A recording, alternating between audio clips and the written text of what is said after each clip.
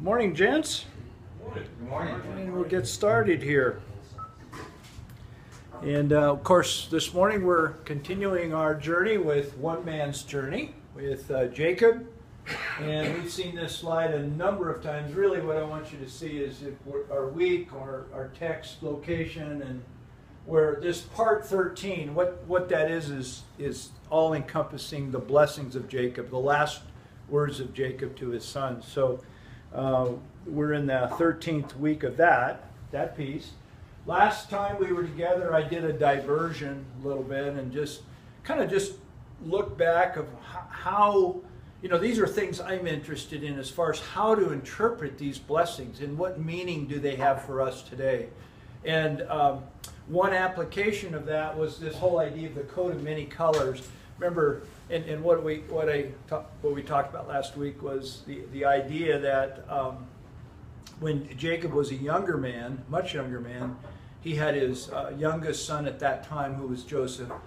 Joseph was clearly his favorite, and he made him a coat that Joseph paraded around in this coat. And of course, I've thought just a lot, like probably you have, how that affected the other brothers. The other brothers were jealous, eventually leading to Joseph's in the pit and being purchased, and I forget by those travelers and taken to Egypt. And of course that's a great story of Joseph. But now I think what I've suggested last week is Jacob has also created a second coat of many colors by his lifetime and by the family. And in a sense, we all weave through our life a coat of many colors. There's many facets to our lives. And that was the idea last week. And then we finished up last week with you guys talking at your tables about, what in life has occurred that really has surprised you. We have perceptions of what it will be like to be our age. So we had an opportunity to kind of express our thoughts about that last week. So that was last week. But now we're going to focus back in, and we're going to read Genesis 49, 14 through 15. And this is the blessing to Jacob's son Issachar. So would somebody read that text?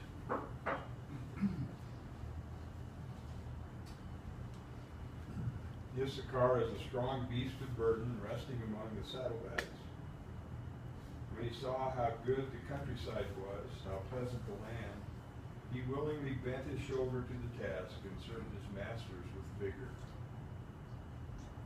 Wow. What text is that? What version? Oh, wait a minute. That was the Living Bible. I got you. That's okay. I mean,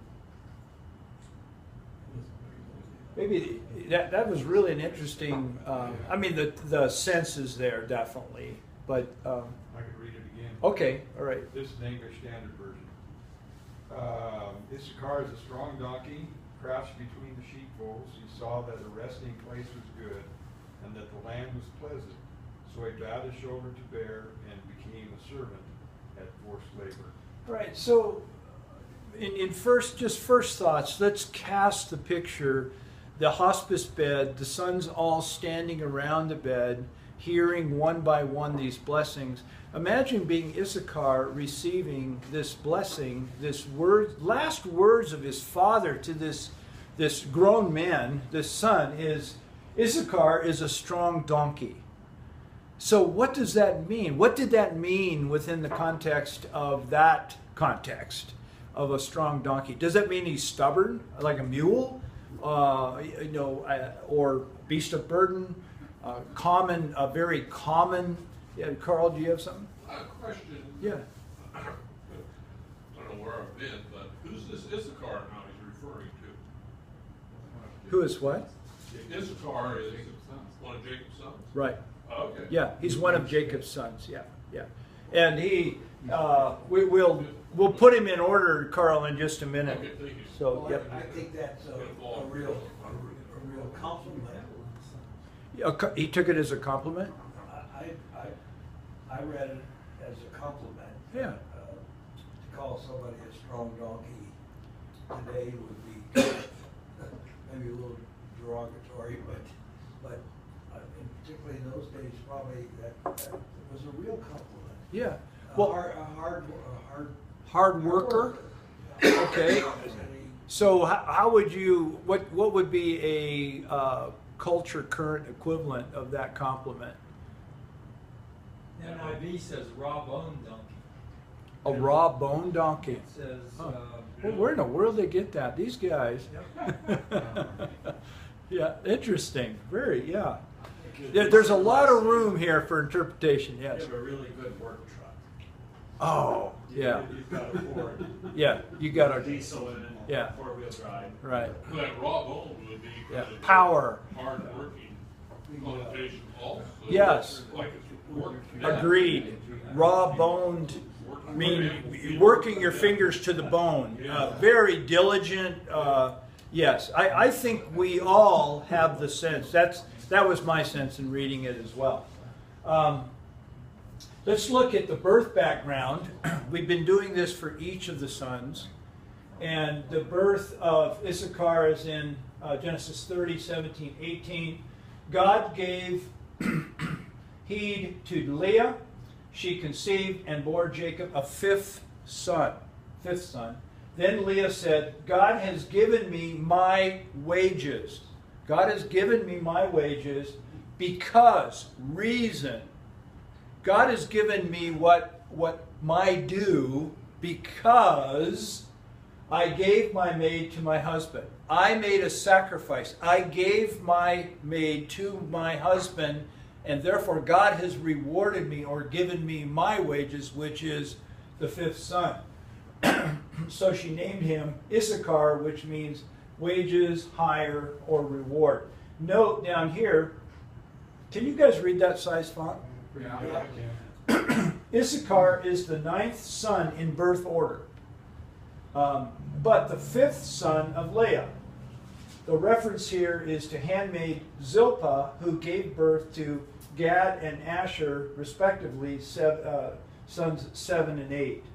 So Genesis 30, 11, 17. So that's, I just wanted to tie that in. Fifth son is Issachar to Leah. So let's look about, we've got her thinking again, and now I'm able to summarize all of her sons. Issachar is the last mention.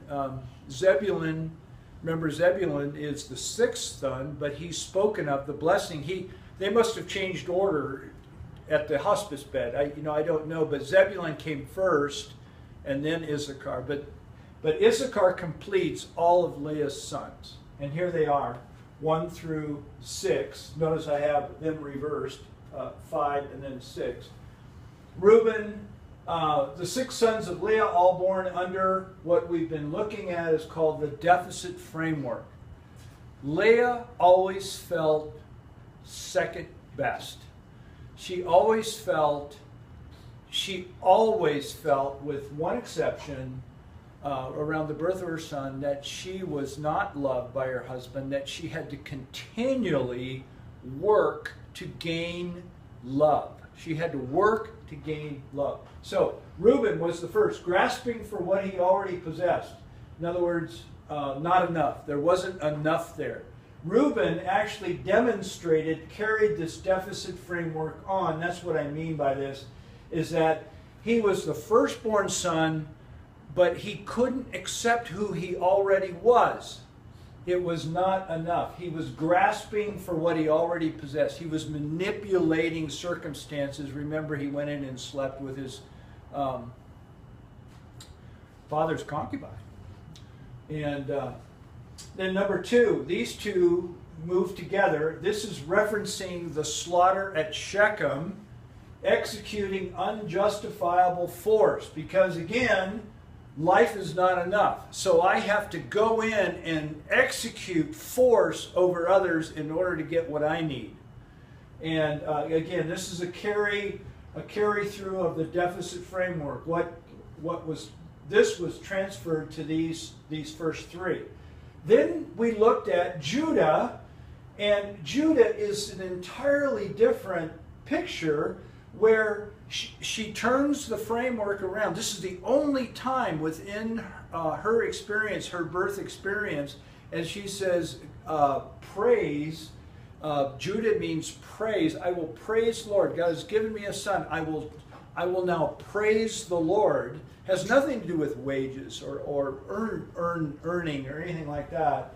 And why at this point, I don't know. I don't know, but no apparent effect. Judah then carries on in life, and we looked pretty extensively at Judah. You know, the day the lion roared. And of course, Jesus comes from the tribe of Judah, and we looked at all that. The lion roared. He stood up, and he took the position. Really, he assumed the position of the firstborn. He took leadership within the tribe of Judah became the predominant tribe, leadership tribe. All the kings came from the tribe of Judah. So then we move on to 2 weeks ago, we looked at Zebulun. Dowry is what's connected to his name. Now my husband will dwell with me because I've given him 6 sons. You know, there she is. Winning the favor, trying to win the favor of her husband. And again, the same deficit framework he lived under. And then now Issachar, wages, I earn my way. You know, that was the idea, that she's earning her way.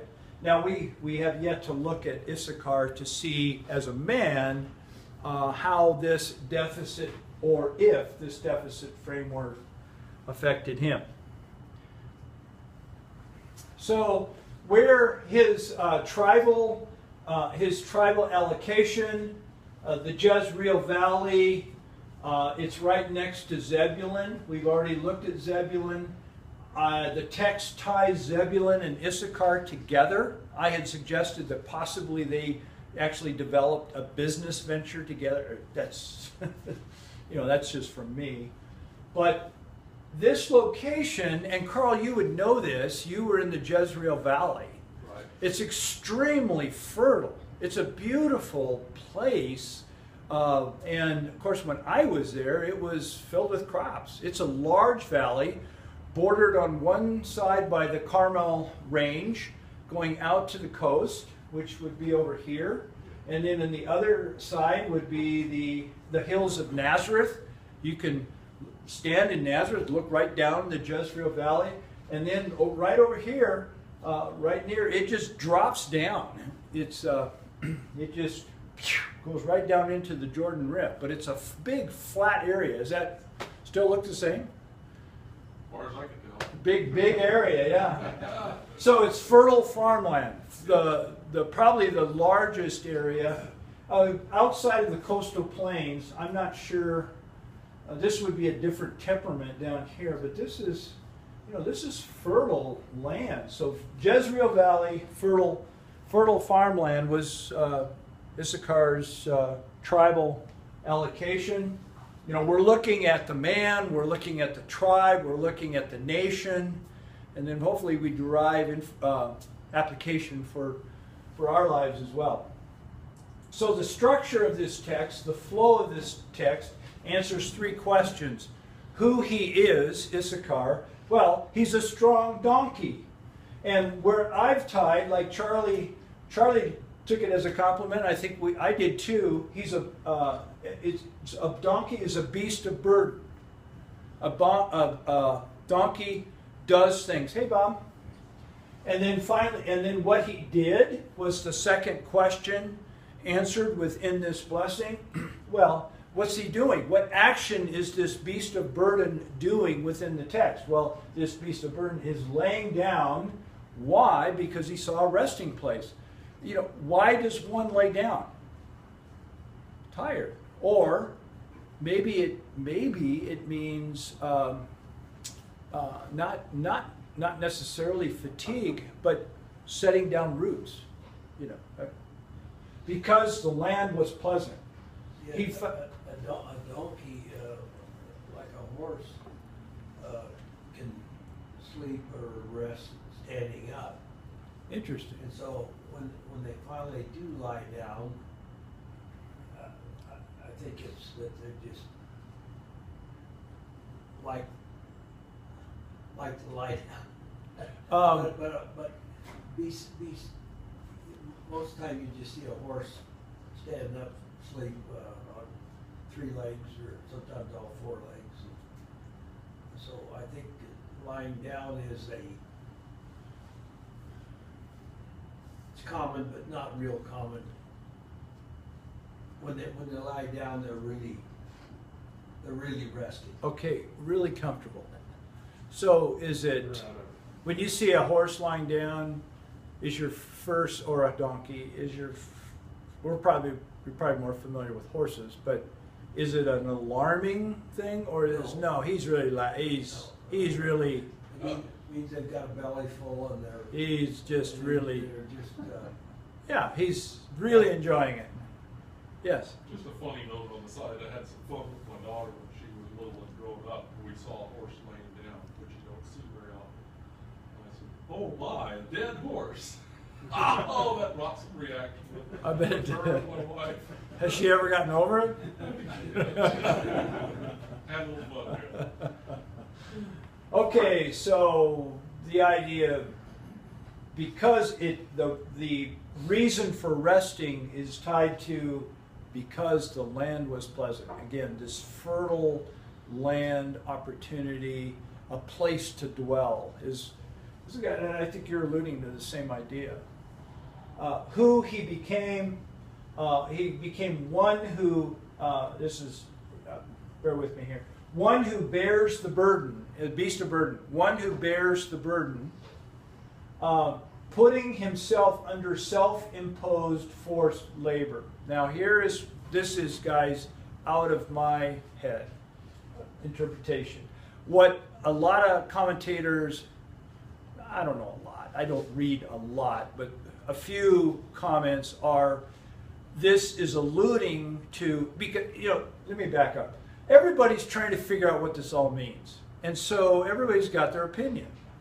And of course, one opinion is this is tied to Canaanite rulement later on in Issachar's history, in Israel's history. I failed to find a text that really supports that. So I think it's just, that's one idea. I don't think it's really solid. You can't read this, but you could if you go to our website. It'll say, note, my interpretation which deviates from the generally accepted assumption of Canaanite rule. I think, given, this is for what it's worth, he was born under what we've called the deficit framework. He, like 5 of his other brothers, showed characteristics of that same type of thinking that Leah demonstrated within the family. And I think that he put himself under, I think he was strong. I think it was a compliment that he had physical ability. He has a great work ethic, and he put himself under a self-imposed forced labor. It's like he made himself a slave. I don't think it's referring to actual enslavement of the tribe later on. I think Issachar put himself under his slave. He was a worker. He was a horse of a man. He worked with his hands, and he worked with his back, and he produced. This was, guys, for what it's worth, this is my thinking. And it's not bad. This is not bad at all. It just is. So, what we can derive, at least from my perspective, the blessing of Jacob to his son Issachar seems to be pointing to his son's physical strength, the strong donkey, and that his physical abilities would be channeled towards forced physical labor. The agrarian setting, the fertile land, a strong back, coming together. This guy's working the land, as far as from my perspective. Is this making any? I mean, is it remotely believable? Okay, I see some eyes go away. I see some, but we're just trying to have some fun with it. Because of his birth context, I think, like his mother, he adopted and then lived under a deficit framework. In his case, this way of thinking manifested itself through seeking acceptance by working for it. There is where I'm moving into application. Seeking acceptance by working for it. Leah herself said, God's giving me wages. God's giving me what I earned because I did this.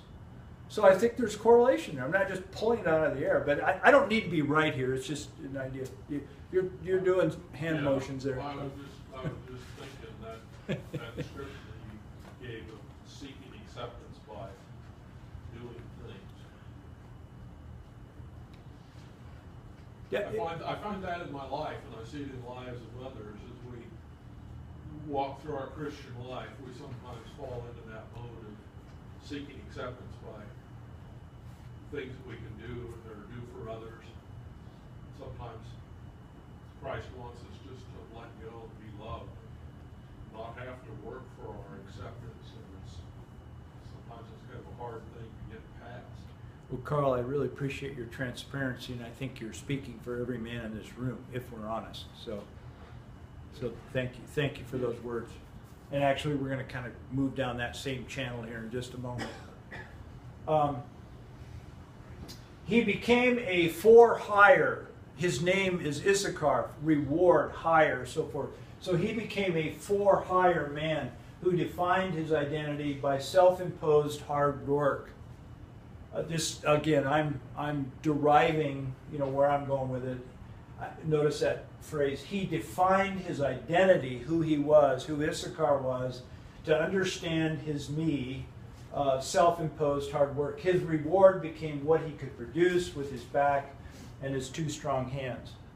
So that's my opinion. So this is how I would draw it out in a flow chart here. Driven to attain is how I've labeled Issachar. He's driven to attain.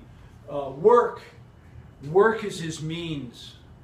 Work is his opportunity. Work is his way of operation. And that work, what we do with work is we produce production with hands and what I can create. And through that, I have a sense of attainment. I'm attained, and through that, I could put perceived value in that. I perceive value for myself as I'm able to attain through production, and I apply my hand to work. Do you see the flow? This could be identity. He gained his identity this way. And it should correlate. I mean, does that make sense? Can you see that flow? Work is what I do. And I produce through my hands and my back what I can do. And then that gives me a sense of attainment. And then when I have that sense of attainment, I label that as value. I have value to the world around me, and that only then drives me to work harder and do more. So through that, this is how I see Issachar created an identity, who he is through this model here of work, production, attainment, and then perceived value. Now there's one more slide, and it's gone exactly where Carl was just mentioning. And what can we do? Your turn here. And what I'd like you to do is for the last 5 minutes here. This is you. It's me. It's us. It's the me. Who I am, and who you are. Me is a circle, and notice it's a pie chart. It's actually a pie chart. Me, who I think I am, who I think the me is. You're straining to see it. What can't you see? Bob, what can't you see? Well, I'm just getting around the camera. Oh, okay, all right. The me is a circle. It's a pie chart, and that pie chart is made up of who I perceive myself to be. And I put on 1, 2, 3, 4, 5 ways that we as human beings perceive or create identity, perceive our identity. Now there could be others, but I just thought of 5. First of all, these boxes are designed to assign a percentage, like what percentage of my identity do I derive who others say I need to be? You know, who am I living because my dad or you know, my wife or somebody around me says I need to be like this, so that's why I am that way, you know, a percent of value. And it's not to get exact, but it's high or low. Where am I deriving my identity as a person? What I can do or produce. Now that would be, Issachar would rate really high, in my opinion, in this number 2 here. And then another way though is who I think I need to be. That's different than here. It's what, this is others. This is for some reason what's in my head is I'm deriving, I'm trying to attain to something, who I need to become, and that's how I derive my identity. I'm still on this search. Who God says I am, and that's an option. Who God says I am, or who He has created me to be. And then the last is what I own, my possessions. What I can control would be really a good, that is defining who I am. So, you know, let's just take a few minutes, 5, and actually, you're not going to have time to do the whole thing. Just tell the others at your table which one of these can you most relate to. You don't really have to put a value on it. You can say, I think I'm 70% this. That would be great if you could do that in such short notice. But just talk about this for the next just few minutes. And give everybody an opportunity. Which of these can you most relate to? And can you read those from there? Yes. Okay. All right. All right. And then I'll close this in just a few minutes. So. How can you answer that?